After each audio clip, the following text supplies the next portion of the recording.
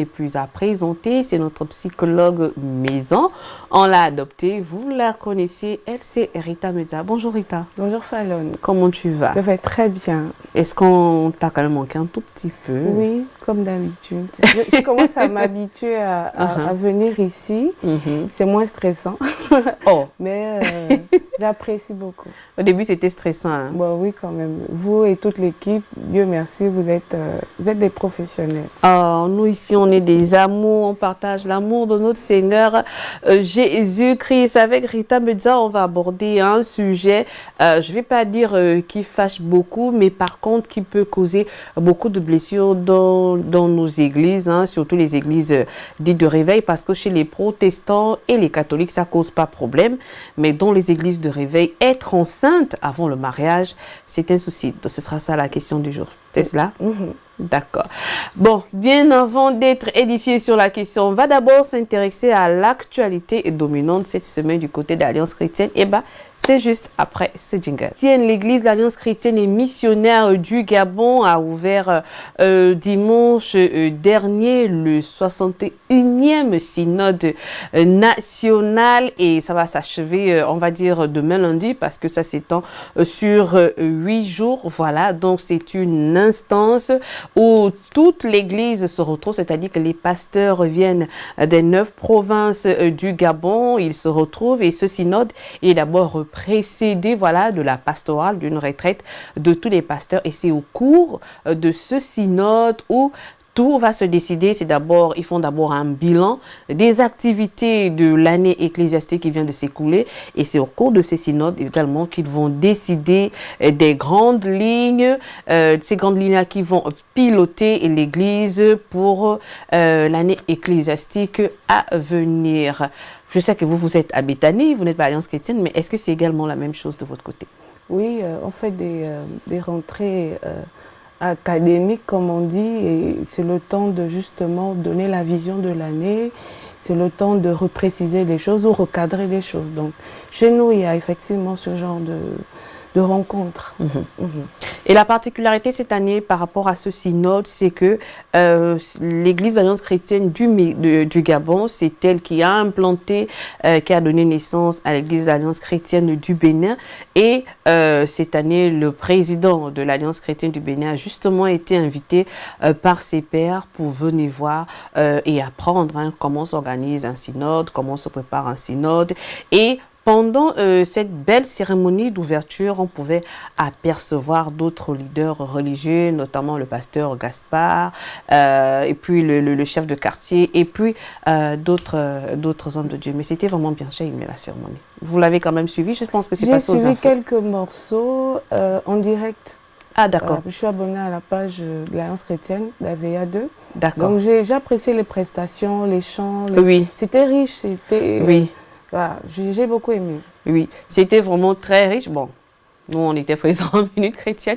Était du côté d'AVEA 2, parce que ça s'est passé à AVEA 2. Il y avait beaucoup de danses traditionnelles, un peu des pas de danse de chez nous. Et puis, c'était mélangé avec les jeunes, bon, tradis, modernes. Et c'était vraiment très enrichissant. Il faut dire que l'Alliance chrétienne s'implante au Gabon en février 1933 à Bongola avant de s'étendre dans tout le Gabon et en 1956, elle devient autonome et le premier président n'était autre que le révérend Marc Divingu et depuis 1956 jusqu'à présent, il y a 8 présidents qui se sont succédés à la tête de cette grande communauté chrétienne et aujourd'hui, nous avons le 9e président qui n'est autre que le révérend André et Philibert Binet, d'ailleurs, qui a ouvert, voilà, le pasteur président qui a ouvert la cérémonie d'ouverture et qui va présider durant toutes ces assises. Et nous, on vous dit, bon vent et que tout se passe bien. Voilà, et puis accepter les affectations, parce que je pense que c'est au cours de ces assises qu'on fait également les affectations. C'est ça. Ah, c'est chaud. Oui, c'est chaud. Donc, par exemple, si tu étais pasteur à AVEA 2, tu peux te retrouver révérend pasteur à Mikonlongo. C'est ça également l'œuvre du Seigneur. Voilà, je crois qu'on a fait le tour. Sauf si on pouvait aborder une autre question. Kangoka au Gabon, vous y étiez? Non, j'ai pas pu. Je pense que j'avais un autre programme, malheureusement, mais j'étais de tout cœur, vraiment. J'ai prié pour, parce que ce sont les âmes qui sont en jeu. Et au Gabon, on a besoin de ce genre de rassemblement. Mais mon leader, il était, le révérend Francis Michel Baninga. Il y était, il a dit, c'était des moments c'était très formidable. Voilà. D'accord. Voilà, on rend grâce à Dieu pour les assises d'Avéade, on rend grâce à Dieu pour le passage du révérend l'évangéliste Chris Dikoumana, le présentateur principal de l'émission au Kanguka. Voilà, tout s'est bien passé, la grande croisade de Libreville s'est bien passée. Et on prie le Seigneur que d'autres croisades puissent arriver également. Je pense qu'on a l'arrivée de Ivan Castanou également qui s'annonce. Et puis, on a également l'arrivée du révérend Raoul Wafo. Oui, il y a Raoul Wafo qui est au Gabon avec maman Joël de Kabasele. Voilà, je pense qu'ils ont été invités par l'église la réconciliation des familles. Voilà, ce sera du côté d'Angonje. Et avec plus de précision, on va revenir là-dessus la semaine prochaine. Mais juste déjà vous annoncer qu'il y a Ivan Castano qui sera au Gabon. Il y a également le révérend Raoul Wafo et maman Joël de Kabasele qui seront au Gabon. Voilà, c'est tout pour la rubrique. Oui, mais justement, Déborah Loukalou sera dans la vague de maman Joël Kabasele, je crois, oui. Oui, il y a Déborah Loukalou également qui sera au Gabon, voilà. Le Gabon est une terre vraiment, qui reçoit vraiment une terre d'accueil et qui reçoit beaucoup de bénédictions de la part des hommes de Dieu. Voilà, je pense qu'on a fait le tour en ce qui concerne l'actualité dominante de la semaine. Maintenant, prenez vos cahiers, vos stylos et vos bibles. On va être en mode éducation psychologue. Voilà. Le thème, je vous l'annonçais déjà à l'entame de l'émission. Être enceinte et chrétienne avant le mariage, ou chrétienne et être enceinte avant le mariage. Alors Rita, pourquoi aujourd'hui tomber enceinte est considéré comme un péché dans nos églises dites de réveil, or qu'avoir un enfant, c'est une bénédiction du Seigneur? Il n'y a rien de mal de tomber enceinte. C'est clair, c'est une bénédiction de l'Éternel. Sauf que la Bible est claire, c'est dans un cadre précis qu'il faut concevoir une famille, qu'il faut fonder une famille et qu'il faut donc concevoir. C'est dans le cadre d'une alliance, que ce soit devant les parents ou à l'état civil. Après cette alliance-là, on est permis justement de fonder la famille, d'avoir des rapports sexuels. Parce que le faire en dehors, ce n'est pas dans les règles de Dieu. Parce que ce n'est pas de Dieu de coucher là-bas, de changer, de faire des enfants dans le désordre. Non, il y a un cadre pour ça qui est établi, que Dieu respecte. C'est une institution divine. Quand on dit le mariage est une institution divine, et cette institution-là veut que ce soit à l'intérieur que des enfants naissent, pour leur équilibre, pour leur épanouissement, voilà. C'est très important de le faire dans le cadre prôné par Dieu. Le faire en dehors, on court beaucoup de risques. Donc c'est pour ça que faire les enfants hors mariage, bon, c'est un péché. Mais est-ce que là, à un moment donné, on se retrouve un peu en contradiction déjà avec la science et avec nos parents? Parce que à un moment donné, on vous dit qu'il y a un âge favorable pour une femme de faire des enfants et dépasser 30 ans, 35 ans, comment on l'appeler, prémipare âgé, je crois. Et avec nos parents, ils veulent se sentir rassurés de savoir que leur fille est féconde, que leur fils n'a pas de problème. Et à l'église, le mariage, ça ne court pas les rues, c'est pas du tic au tac. On peut arriver à 30, 35 ans sans faire un enfant. Est-ce que là, d'une certaine façon, on se retrouve en contradiction entre la parole et ce que nous dit la science et ce que nous dit la famille? Et comment faire en fait? Bon, on est sur un problème, que ce soit culturel, parce qu'on a la pression, la pression de la société. Exactement. Il faut faire les enfants à l'université, il faut voir grandir les enfants. Ça, c'est un problème, c'est une thématique même à part. On a la pression du corps aussi. Parce que si tu atteins la ménopause sans avoir d'enfant, c'est en fait, c'est un drame pour une jeune femme africaine surtout. Donc, toutes ces questions-là font en sorte que la femme donc, décide peut-être volontairement ou bien par faiblesse de la chair d'aller contracter une grossesse. Mais la parole de Dieu, mais ça ne change pas la parole de Dieu. La parole de Dieu est claire. Il faut le faire dans un cadre. C'est pour notre bien et pour le bien des enfants que la parole de Dieu met cela dans un cadre. Et lorsqu'on le fait hors cadre, parce qu'on voulait son enfant, parce qu'on vieillit, parce qu'on est sous pression, il y a des conséquences derrière que toutes les personnes qui ont bravé cet interdit, on va dire, subissent et ne pourront peut-être pas le dire, mais il y a quand même des préjudices derrière, qui regrettent pour dire, mais pourquoi finalement j'ai fait ça, alors que la parole de Dieu est pour notre bien. Donc même si le temps passe, même si on a la pression, il vaut mieux obéir à la parole de Dieu qu'à la pression de l'environnement. Voilà. Oui, et puis il y a également un autre souci. Là, on va vraiment rentrer dans le cadre des églises dites de réveil. Là, bon, il y en a qui le font parce qu'ils veulent se rassurer. Là, j'ai avancé. Il y en a, ça peut être une erreur. En ce qui concerne les adolescents, les jeunes, là, vraiment, parce que c'est quand même un problème qu'on retrouve beaucoup au niveau de nos différents jeunes, dans nos différentes églises. Mais il y a également un problème de stigmatisation. Lorsqu'une personne, surtout pour les sœurs, lorsqu'elle est tombée enceinte, elle est mise sous discipline, elle n'intervient plus à l'église, elle ne chante plus, elle n'exerce plus, elle est mise de côté, mais à un moment donné, elles se sont rejetées. Vous, la psychologue, quel est le conseil qu'il faudrait donner à cette personne-là ou à d'autres frères et sœurs dans l'église qui, peut-être, au lieu de donner conseil, vont la stigmatiser. C'est-à-dire que vous portez vraiment le grand péché, au fait. Bon, après, c'est vraiment c'est un mal, en fait, de voir quelqu'un qui a péché, être rejeté, être blessé. Voilà, déjà, c'est pas bien, si je vais le dire ainsi, parce que le comportement de Jésus face à des personnes qui ont péché, par exemple la femme adultère, lorsque tout le monde venait pour jeter sa pierre, lui il a dit non, mais il a dit à la dame, va et ne pêche plus. Donc, la personne qui a péché, qui est consciente qu'elle a péché, n'a pas besoin de plus de jugement que ça. Il a besoin de prendre conscience que oui, je suis dans le péché, mais il a besoin d'amour en retour.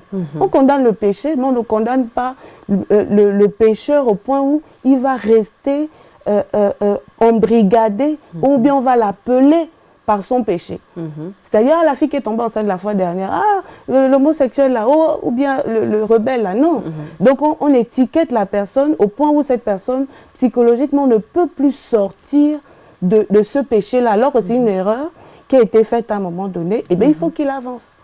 Il faut qu'il avance. Et donc les chrétiens, c'est un manque d'amour, un manque criard d'amour que l'on voit dans nos églises, malheureusement. Les personnes qui ont péché veulent être accueillies. Et il y a beaucoup qui fuient les églises, justement. Oui, c'est justement ça parce le problème. le regard de jugement, le regard de « tu ne pourras plus jamais être quelqu'un ».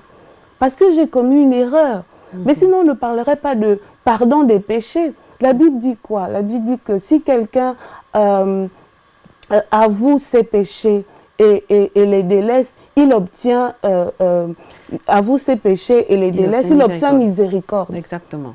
Il obtient miséricorde. La Bible dit aussi que si nous confessons nos péchés, il est fidèle et juste pour nous les pardonner et de nous purifier de toute iniquité. Donc ces versets-là, c'est pour ces gens-là qui vivent.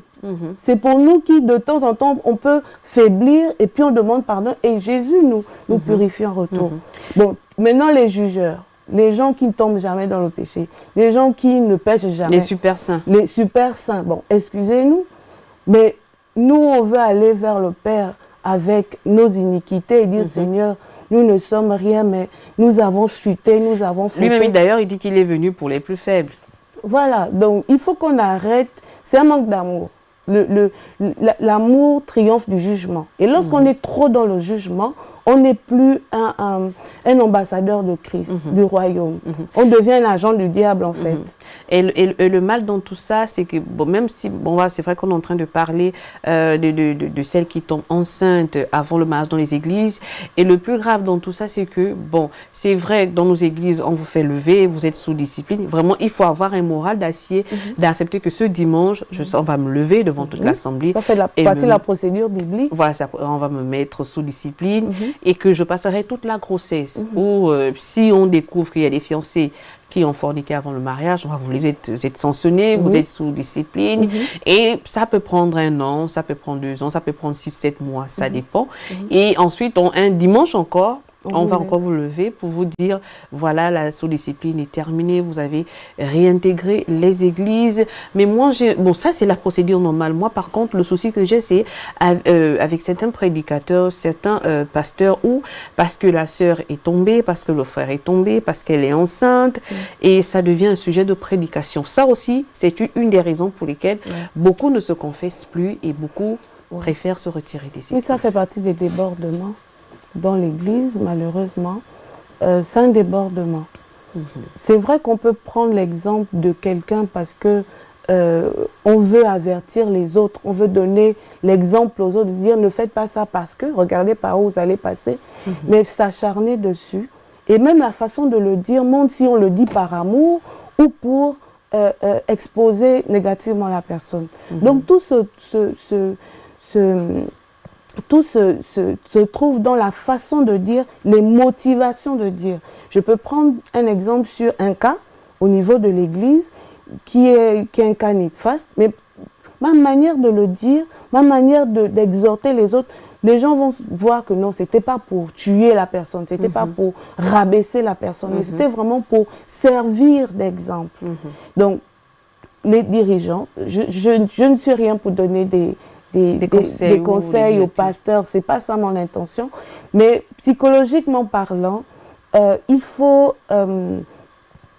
tenir compte de ça. Oui, on veut redresser les autres en prenant des exemples, mais on les redresse, on le dit comment, on le fait comment, est-ce qu'il y a de l'amour derrière, est-ce qu'il y a de la douceur derrière. Il faut prendre en compte que quand on va prendre l'exemple de tel, la personne ne nous fuit pas ou ne part pas par orgueil, tomber davantage dans un trou pour vous narguer, quoi, pour dire, ok, vous m'avez exposé, bon, je vais vous montrer que c'est moi le vrai fornicateur dans l'Église. Oui, et le problème du jugement crée un autre, c'est-à-dire lorsqu'on tombe enceinte et qu'on réalise, parce que lorsqu'on découvre qu'on est enceinte et que l'on n'est pas marié, on réalise un peu tout ce jugement, on réalise le regard des autres, et beaucoup ne supportent pas, et le couple qui a posé cet acte peut tomber d'accord et décide d'avorter, décide vraiment de garder la grossesse et d'assumer, mais il y a beaucoup qui, dans le secret, vont commettre l'avortement, et ça fait un double péché, c'est-à-dire le péché de la fornication et le péché du meurtre, si je peux dire ça comme ça. Alors, qu'est-ce qu'on peut donner comme conseil? Genre, s'il y a des personnes qui nous regardent actuellement, qui se retrouvent dans cette situation, parce qu'après, elles vous montrent que oui, j'ai fait un palu, et puis le dimanche, ça continue à exercer, ça chante tranquillement, mais ça a avorté, ça. Non,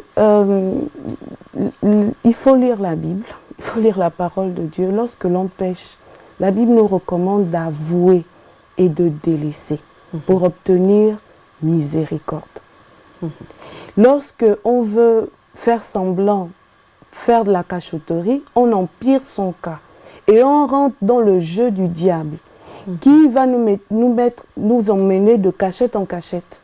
Le péché doit être livré publiquement en spectacle, doit être, le mot c'est quoi, doit être exposé pour que le diable n'ait plus la force derrière de nous tenir. Mais lorsqu'on rentre dans l'engrenage du diable, il va nous emmener justement à tuer, à haïr, à faire des propositions à embarquer d'autres personnes dans notre péché. En fait, le premier péché, on pouvait l'avouer, le délaisser et obtenir miséricorde. Et là, on va se retrouver avec un meurtre dans les bras, avec des gens qu'on a insultés parce qu'on se dit... Une succession de mensonges. Un engrenage, une escalade. jusqu'à ce qu'on perd la foi totalement et qu'on se sent trop sale pour remettre pied à l'église, on se sent trop sale pour redevenir chrétien. Donc, il ne faut pas rentrer dans cet engrenage-là. Si vous avez fauté, c'est un fait. Demandez pardon à Dieu d'abord, demandez pardon à l'Assemblée parce qu'elle se sent blessée de cet acte-là et reconstruisez-vous, que ce soit avec Dieu d'abord, reconstruisez votre relation avec Dieu, reconstruisez votre intérieur parce que les jugements des gens vous ont blessé, l'abandon des gens, la trahison des gens, le mépris des gens vous a blessé. Donc, retravaillez la culpabilité aussi, la colère aussi, pourquoi j'ai pu arriver là, comment j'ai pu faire ça, alors que tout le monde avait confiance en moi, etc. Donc, reconstruisez tout ça, rejetez le sentiment d'abandon, le sentiment de rejet, le sentiment de trahison, pardonnez à ceux qui vous ont mal parlé, qui vous ont mal regardé, etc. Donc, en fait, la reconstruction se fait à 3 niveaux. C'est pour ça qu'il y a les mises à pied, et avec Dieu, et avec soi-même. On se réconcilie avec soi-même et avec les autres. Parce que nécessairement, lorsqu'on a péché, on n'est pas obligé de partir d'église en église. C'est se voiler la face. Il ne faut pas aller se cacher, il faut se montrer. Il faut dire, oui, je l'ai fait, je l'assume. J'assume aussi vos regards. J'assume vos jugements. Là, il faut être fort vraiment psychologiquement. Mais la Bible... Parce qu'après, il y en a qui se referment sur soi. Oui, voilà. Mais c'est pour ça on se referme sur soi parce qu'on ne veut pas ouvrir la Bible. On ne veut pas considérer ce que dit la parole de Dieu. Et on fait les choses en fonction des gens. Dieu est capable de nous restaurer, de nous réparer des dommages du péché que nous avons pratiqué. Mais on s'en tient à la Bible. Et ce que la Bible dit, c'est d'abord ce que je regarde. Mais non les autres là. Eux aussi, ils pêchent. Hein. Donc, oui, parce qu'on a l'impression que dans les églises, on a catégorisé les péchés, en fait. Voilà. Oui, quand ils jugent, là, ils sont dans le péché. Normalement.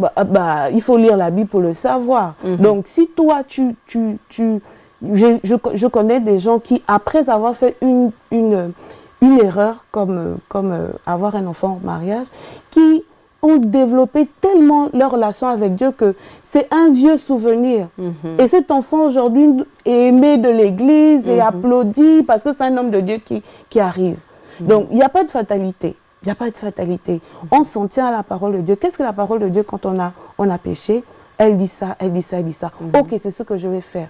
Maintenant, l'orgueil que le diable veut emmener, la culpabilité que le diable... Vous coupez avec et vous dites, je m'en tiens à la parole. Dieu m'accueille, je me rétablis dans l'amour de Dieu. Parce que la parole dit quoi? Qui pourra nous séparer de l'amour de Dieu? Donc, ce n'est pas une faute. Ce n'est pas un bébé qui est né hors mariage. Donc, on considère cet amour-là. Tous ceux qui sont saints, qui sont saints par leur propre force, là, qu'ils restent saints par leur force. Mais moi, je m'en tiens à la grâce de Dieu sur ma vie et je décide de vivre par ça. Ce n'est pas un encouragement à aller faire des enfants hors mariage. Hein? Non, ce n'est pas un encouragement. Et puis, c'est valable pour tous les autres péchés, en fait. Exactement. Ceux qui se retrouvent dans la masturbation, dans la pornographie, dans les, je sais pas, la fornication, tout, les colères, etc. Tout ce qui nous souille, en fait. Les vols, les détournements. On s'en tient à la parole de Dieu et on avance. Donc, ce n'est pas un encouragement, on n'est pas en train de vous envoyer à faire des enfants, mais le plus important, ce qu'il faut retenir, Rita, c'est que parfois la personne même qui a commis l'acte, elle s'est déjà réconciliée avec Dieu. Elle a déjà même demandé pardon, elle s'est déjà humiliée, elle a confessé son péché, elle est revenue en parfaite communion avec son Père. Et même là, elle est même plus zélée dans sa relation personnelle avec Dieu. Mais vous continuez encore à épiloguer là-dessus, vous continuez à parler. Finalement, on ne sait pas quand est-ce que la personne s'est convertie, quand est-ce que la personne a décidé de renoncer et de revenir avec son... C'est ça qu'on dit que le salut est personnel. Si vous partez pour la masse, eh ben vous allez vous perdre, même si on est dans l'église. Vous savez pourquoi vous maintenez de rester dans cette assemblée, pourquoi vous maintenez votre relation avec Dieu. Maintenant que les gens comprennent ou que les gens ne comprennent, ce n'est plus à votre niveau. Il faut arriver à un certain niveau où la vie de l'autre, sincèrement, c'est comme l'eau sur le dos du canard. Très bien. Pour certaines personnes, pas pour tous. Hein. Il y a des gens qui nous aiment, qui nous font des remarques, il faut en des remarques constructives. Maintenant, il y a des gens, les suiveurs, qui viennent à l'église pour remplir les rangs de l'église. Quand ils jugent, quand ils parlent, etc., ça n'engage que, et puis on avance. Comme quelqu'un me le dit, mon mentor, Joël Gweneline Zengoma, qui dit, devant, on va faire les bilans. Exactement. Voilà. C'est ça. Voilà, donc je pense qu'on a fait le tour de la question, sauf si Rita, vous avez quelque chose à ajouter, peut-être un conseil à ce couple qui est certainement sous discipline, ou à ce couple dans le secret, on n'a pas encore découvert ceux qui sont en train de traverser, peut-être un conseil. Oui, si vous êtes dans ce cas d'espèce, allez avouer le péché à votre pasteur, allez avouer, allez confesser.